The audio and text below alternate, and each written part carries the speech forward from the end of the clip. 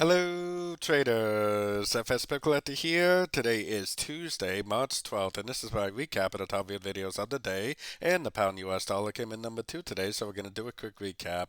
If you'd like to see my full top-down analysis of the pound dollar, make sure you check out the video linked at the end of this video over here. So the pound dollar did push down at the CPI news a little bit more today. I am definitely still looking at this move down, most likely as a crescent to this move up. The fact that it kind of looks like it has 5 ways does kind of make you wonder if this move up could be a crescent, and it actually could end up doing something like that.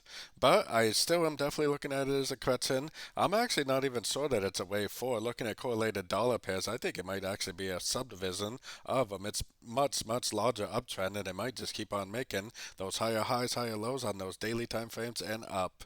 Going down to the 1 hour time frame, we definitely do have a Fibonacci bounce. We don't really have a breaker structure yet, but if I see a nice breaker structure or I see a significant higher low on these sort of time frames, I would definitely take it as a long. The trend is up on the daily time frame and up for sure. So until the daily time frame and up tell me otherwise, I am definitely looking for longs in an uptrend. A higher low or a breaker structure, either of those. With the breaker structure, I would want to see a little pullback, maybe a retest, and that would make for another nice long opportunity. So don't forget to join my free Discord channel. The link for that is on the screen and in the description. Thanks and happy trading.